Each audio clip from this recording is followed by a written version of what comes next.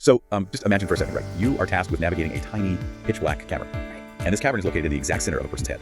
Inside, you're working with tools and spaces that are, they're measured in single millimeters. Literally millimeters. Yeah, and if you make one wrong move, if you slip by just a fraction of an inch to the left or the right, you could sever the nerve that controls the patient's vision. Which is terrifying. Totally. And if you slip the other way, you might tear into a major artery that supplies blood directly to the brain. So it is quite literally the surgical equivalent of diffusing a bomb in a dark closet. That's exactly what it is. Right. So today, we are mapping the most dangerous millimeter-tight corridor in the human body. We're doing a deep dive into the surgical science of getting into the deepest part of your skull without hitting those triggers that can cost you your vision or your life. It's high stakes. Extremely.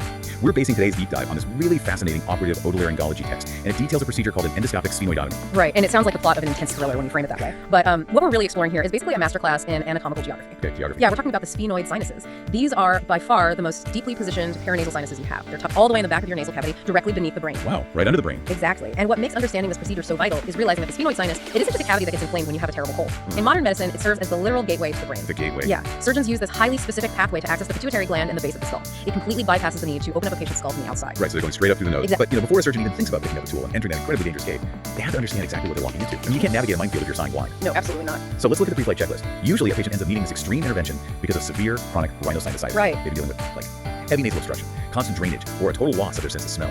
But knowing that the sphenoid is buried so deeply in the center of the head, it makes me wonder how a patient even registers the pain. Like, what does a sphenoid-specific headache actually feel like to the person experiencing it? Well, it's actually a very distinct presentation. Classically, a patient will complain of a headache that is felt right at the scalp vertex. The vertex. Yeah, the absolute top of the head, almost like something is pressing down on them. Or they'll describe a deep-seated, really intense ache directly behind the eyes, which we call retroorbital pain. Yeah, it's brutal. But what the surgeon is really hunting for during this initial patient history, it isn't just signs of inflammation. They are looking for red flags. They need to know if the problem is much, much worse than a stubborn sinus infection. Wait, are we talking about the infection spreading? Exactly. And the warning signs are usually neurological or ophthalmologic, so they're listening for complaints of severe facial numbness or sudden changes in mental status. Oh, wow. Yeah, or significant problems with the eyes, like sudden vision loss, decreased color vision, or diplopia, which is double vision. That's okay. Why would a sinus problem cause eye problems? Well, you have to picture the geography. The nerves and muscles that control your eye movement and your vision, they run right alongside the incredibly thin walls of the sphenoid sinus. Conditions like orbital apex syndrome or superior orbital fissure syndrome happen when those structures get compromised. So the wall is just super thin. Paper thin.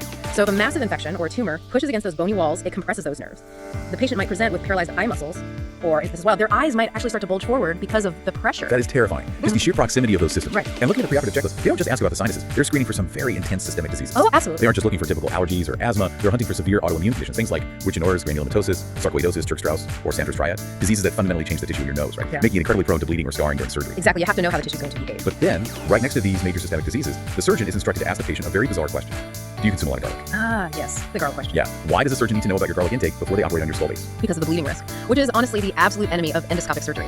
Herbal products and supplements like garlic, ginseng, and ginkgo, they actually have natural antiplatelet properties. Wait, really? Like aspirin? Exactly like a daily aspirin. They thin the blood and interfere with normal clotting. And think about the surgical environment Yeah, here. the 4mm camera. Yes. The surgeon is looking through a rigid endoscope. Their entire field of vision is just this tiny illuminated circle on a monitor. So if the patient experiences excessive bleeding because they've been taking high doses of garlic supplements, that camera lens is covered in blood instantly. And a single drop of blood can blind the surgeon's camera. I mean, they absolutely can't afford to go in blind. Never. That's why before the patient is even in the room, the surgeon has to memorize a 3D map of their skull. Right, precisely. They rely heavily on CT scans. And they aren't just glancing at a standard x-ray here, they're looking at They study it in axial, coronal, and sagittal planes. Basically from the top down, front to back, and side to side.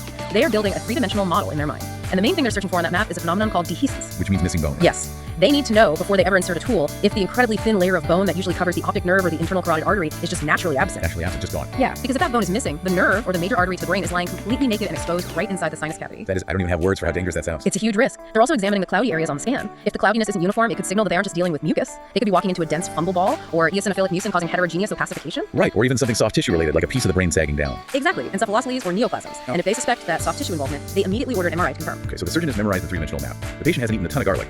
The reality of the operating room kicks in. How do they physically get inside? Well, Because there seem to be two main pathways, right? And choosing the right one is like choosing between taking a narrow direct express lane or a wider scenic route that requires a lot of structural demolition. that's a great analogy. But first, they have to set the stage to keep that bleeding risk as low as humanly possible. The text mentions the anesthesiologist uses total intravenous anesthesia, or tibia, Right, Tavia. to carefully drop the patient's blood pressure. Then, they tilt the entire operating table backwards at a 20-degree angle, the reverse Trendelenburg position. It's brilliant in its simplicity, really. By elevating the head, gravity naturally pulls the blood away from the surgical site, so it further reduces the pressure in those delicate, microscopic nasal vessels. And on top of gravity, they chemically shrink wrap the inside of the nose.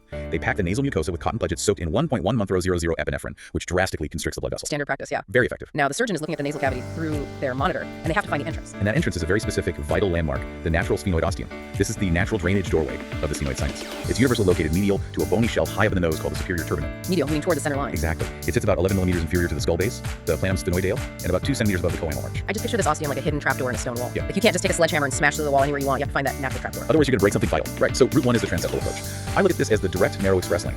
The surgeon goes right up the middle, sliding through the narrow sphenoethmoidal recess between the central nasal septum and the middle turbinate. Yes. It's relatively simple. You rarely have to cut into the ethmoid sinus or that superior turbinate shelf. And crucially, it preserves the nerve fibers for your sense of smell. Which patients definitely appreciate. For sure. But, I mean, if this route is simpler and saves your sense of smell, why wouldn't surgeons use it every single time? Well, the transeptal approach is fantastic if the problem is isolated solely within the sphenoid sinus, or if you just need sagittal access to pull out a pituitary tumor, but it doesn't give you any lateral mobility, it's too narrow. If a patient comes in with widespread chronic sinusitis where all their sinus cavities are packed with inflammatory tissue, route 1 won't work. You need route 2, the transethmoid approach. The wider scenic route, the one with the demolition? Exactly. Instead of going down that narrow middle lane, the surgeon goes lateral to the middle turbinate. They essentially clear out the honeycomb-like labyrinths of the ethmoid sinuses along the way. Right. And to get a wide, clear view of that hidden trapdoor, they typically have to remove the bottom 1/5 to 1/3 of the superior turbinate. Wow, okay. By doing the structural demolition, they create a much wider surgical corridor for instruments and provide much better early visualization of landmarks like the lamina puderacia, which is the orbital wall. But what happens if that trapdoor is completely buried in polyps or scar tissue? Or if the problem isn't in the center, but hiding way off in the back lateral corner? Surgeons have to be highly adaptable. There's an editorial comment in the text that mentions a midline approach. If the ostium is obscured, they might disarticulate the posterior septum to open up both the left and right sides at once. Oh wow, open the whole thing up. Right. And if there's a severe lesion hiding way off to the side, like a meningoencephalocele in the lateral recess, they have to do a transpharygoid dissection. They combine that transethmoid corridor with a wide maxillary enterostomy, basically going through the cheek sinus, just to get an angle that reaches all the way over. But regardless of the route they take, once they find that trapdoor, they arrive at the danger zone. The point of no return. Right. We are at the ostium. The surgeon is holding a 0-degree, 4mm endoscope in one hand, acting as their only eye. In the other hand, they have a caudal elevator, J curettes, and Carrison punches designed to literally bite away microscopic chunks of bone. Because to get the equipment fully into the sinus, they have to widen that natural doorway. And the risks of slipping while making this hole bigger are just catastrophic. We are talking about causing a cerebrospinal fluid leak, where the fluid cushioning the brain drains out of the nose, or slipping and hitting the orbital or optic nerve. Yeah. And this brings us to a truly chilling anatomical quirk, highlighted in the text, the Anodi cell. Ah, yes. The Anodi cell creates the potential for a deadly three-dimensional optical illusion inside the skull. An illusion, how so? Well, typically your ethmoid sinuses sit directly in front of your sphenoid sinus, but in some patients, one of those posterior ethmoid air cells pneumatizes, meaning it expands and grows backward, pushing past the front wall of the sphenoid sinus. Okay. Crucially, the optic nerve often runs right through, or is completely exposed within, this rogue expanding cell. So it's basically like a trick room placed right in front of the actual room you want to enter. What's fascinating here is how easy it is to be fooled. If a surgeon mistakes an Anodi cell for the true sphenoid sinus, they might look around on their monitor, see a ridge of bone, and assume it's just a structural partition they need to remove. Oh no. But that ridge is actually the casing of the optic nerve. If they bite into it, they sever the nerve. The text notes this is a devastating complication requiring immediate ophthalmology referral, but usually the blindness is permanent. And if the optic nerve illusion isn't enough to worry about, you have the hidden arteries, specifically the internal carotid artery, the main pipeline of blood feeding the brain. Yes. The statistics from the source on this are staggering. The carotid artery can be entirely dehiscent, completely uncovered by bone inside the sphenoid sinus in up to 22% of patients, Over 1 in 5. walking around with their major brain artery just sitting exposed to the air behind their nose. Furthermore, the intersinus septum, the dividing wall, attaches directly to the carotid artery in 16% of patients. Which fundamentally dictates how the surgeon handles their tools. If a surgeon grabs that middle dividing wall and blindly twists or pulls it out to make more room, the tension will transfer right to the carotid artery. And tear it. Literally tear it open. Yeah. This is why there are common surgical errors listed, like failing to find the true ostium or stripping the mucosa off the rostrum. Right, if you peel that lining off, you lose your visual landmarks and cause massive bleeding. Now, I have to ask about one specific surgical instruction because it really caught my attention. The surgeon is warned against dissecting too far inferiorly, meaning they shouldn't widen the hole downward toward the floor of the nose. Right. Now, my instinct would be that widening the hole downward, actively moving away from the brain and the optic nerve, would be the safest possible direction to go. Shouldn't downward be safer than up? It's a completely logical assumption, but it ignores the vascular supply coming up from below. Oh, another artery. Yes, just 2 to 6 millimeters inferior to that ostium lies the posterior septal branch of the sphenopalatine artery. If the surgeon takes their instrument and aggressively widens the hole downward, they will slice right through it. Wow. It causes a significant arterial hemorrhage. It instantly floods that microscopic surgical field with blood, requiring immediate cauterization to stop it. It is a literal minefield in every single direction. Mhm. Up is the brain, lateral is the optic nerve, the middle is the carotid artery, and down is the sphenopalatine artery. Prima. But let's say the surgeon navigates this flawless geometric puzzle. They open the sinus safely, they remove the disease. Having survived the major life or death risks, we move to a significant quality of life risk that sparks a lot of debate among surgeons, the patient's sense of smell. The great olfaction debate. Yes. Going back to route 2, the transethmoid approach. Remember, to get wide enough view, the surgeon typically has to cut away the bottom third of the superior turbinate. Right. Here's where it gets really interesting. That specific bony shelf is coated in olfactory felly nerve fibers for smell. Losing smell impacts quality of life massively. You can't taste food, but more dangerously, you can't smell smoke, natural gas, or spoiled food. It's a huge safety issue. So, are surgeons sacrificing a patient's long-term ability to smell just to get a better view of the sinus? Well, let's look at the evidence-based medicine section of the text. If we connect this to the bigger picture, detailed anatomical studies show that the highest concentration of those smell receptors is actually located in the posterior upper portion of the turbinate. Higher up and further back, not the bottom edge they stick away. Right. The text cites a specific histological study by, say, Leopold and others, where they analyzed the exact inferior tissue removed during surgery.